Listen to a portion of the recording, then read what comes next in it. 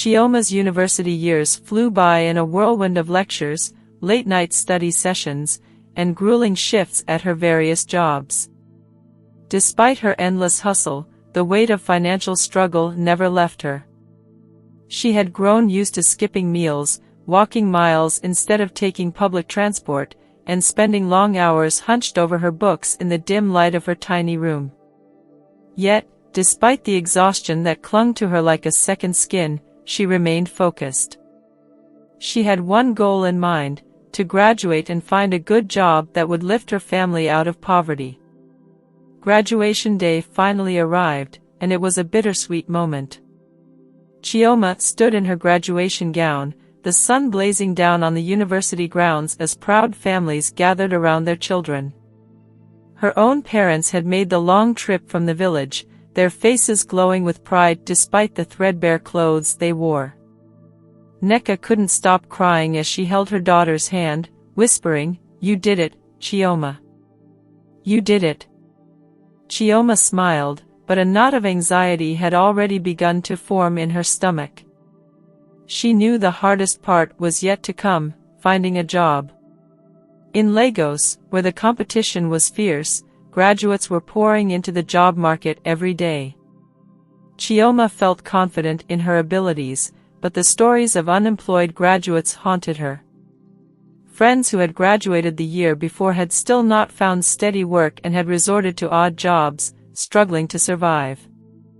"I'll be different," Chioma whispered to herself, staring out at the Lagos skyline from her small apartment window later that night. "I have to be." Armed with her degree in business administration, she began applying for jobs with boundless optimism.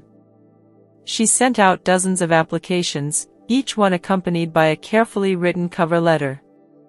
Every day, she checked her email eagerly, hoping for that one reply that would change everything. But the days turned into weeks, and the weeks into months, and still, there was nothing but silence. The first rejection email came like a slap in the face. Chioma read it over and over again, her heart sinking. "We regret to inform you," the words blurred together as her eyes filled with tears. But she shook it off. "It's only the first," she told herself. "I'll get the next one." But the rejections kept coming. Each email felt like another door slamming shut in her face. The Lagos job market was unforgiving, especially for someone without connections. Chioma didn't have the luxury of family members in high places or wealthy friends who could pull strings. She was on her own, and the reality of it was starting to weigh heavily on her. Soon, her savings dwindled to nothing. The jobs she had worked during university hadn't left her with much, and now, she was barely scraping by. The rent was overdue, and the landlord had started knocking on her door with increasing aggression. "If you don't have the money by the end of the month, you're out," he had warned, his voice laced with menace. In desperation, Chioma began looking for other ways to survive. One night, as she sat on her bed, exhausted from another long day of cleaning houses, her eyes wandered to an old sketchbook tucked away in the corner of her room. She had always loved drawing and painting, ever since she was a little girl. Her mother used to say she had magic in her hands, that she could bring to life anything she imagined. But as life became harder and responsibilities grew, Chioma had pushed her passion for art aside, believing it wasn't practical. But now, with nowhere else to turn, Chioma picked up the sketchbook again. That night, by the dim light of her desk lamp, she started sketching, first simple portraits, then more intricate designs. It was as if a part of her had been reawakened, and for the first time in months, she felt a sense of peace. Chioma decided to take a risk. The next morning, she took a few of her paintings and sketches to a local art gallery, one she had passed by countless times on her way to work. Her heart raced as she approached the gallery owner, a middle-aged man with sharp eyes and a taste for the unique.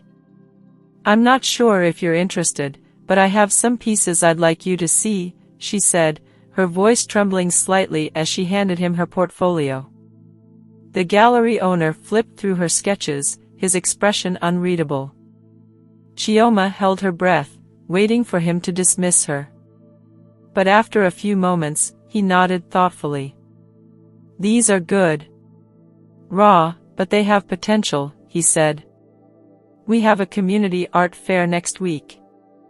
If you're interested, you can set up a small stall." Chioma could hardly believe it. She left the gallery with a renewed sense of purpose. The following days were a blur of activity as she worked on new paintings, pouring her heart into each stroke of the brush.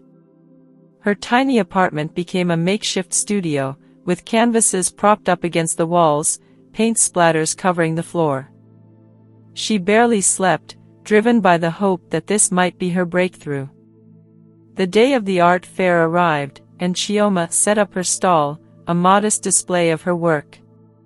She stood nervously behind her paintings, watching as people browsed the other stalls. The hours ticked by slowly, and though many admired her work, no one made a purchase. Doubt began to creep in. What if this was a mistake? What if her art wasn't good enough? Just as Chioma was about to pack up and leave, a woman approached her stall, her eyes lingering on a large painting of a Lego street scene that Chioma had completed just days before. The woman, elegantly dressed and clearly from a wealthy background, studied the painting for a long moment before speaking. "Did you paint this?" she asked, her voice soft but commanding. "Yes," Chioma replied, her heart pounding. The woman smiled. "I'll take it." "How much?" Chioma almost couldn't believe what she was hearing. She stammered out a price, and the woman handed her the money without hesitation. As Chioma watched her walk away with the painting, a sense of accomplishment washed over her.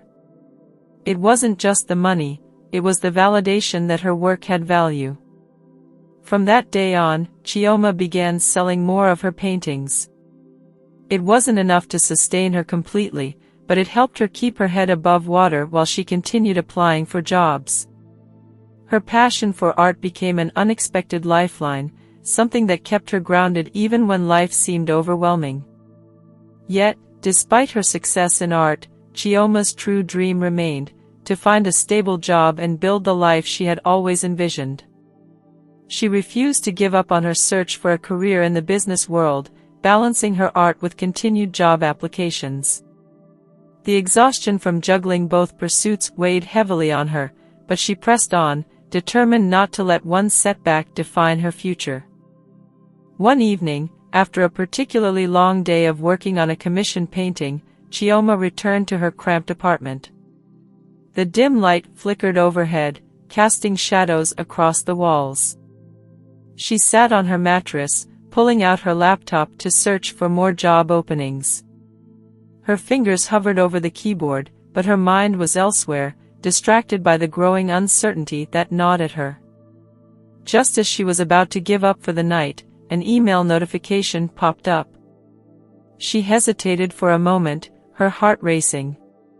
It was from a reputable company she had applied to weeks ago.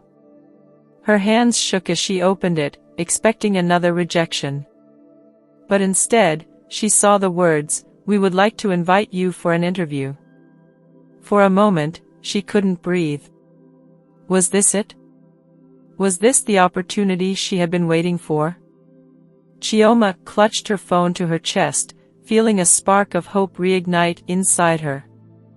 Maybe things were finally turning around. The next morning, Chioma arrived at the company's office, dressed in her best outfit, a simple but neat skirt and blouse she had bought for occasions just like this. She walked into the lobby, her heart pounding as she looked around at the sleek, modern office. The receptionist gave her a warm smile, and she was led to the interview room. Chioma felt her nerves bubbling beneath the surface, but she reminded herself of everything she had been through to get here. This was her chance. The interview was intense. The panel of interviewers asked her a series of difficult questions about her experience and her goals. Chioma answered each question with calm determination, drawing from the knowledge and experience she had gained over the years. By the end of the interview, she could see the impressed looks on the faces of the interviewers. "We'll get back to you soon," they said, shaking her hand. Chioma walked out of the building, her mind racing. She had done well, but now came the waiting. The next few days were torture, her thoughts constantly shifting between hope and doubt. Finally, after what felt like an eternity, she received the call she had been waiting for. "Congratulations, Chioma. We would like to offer you the position." Tears of joy rolled down her cheeks as she listened to the words.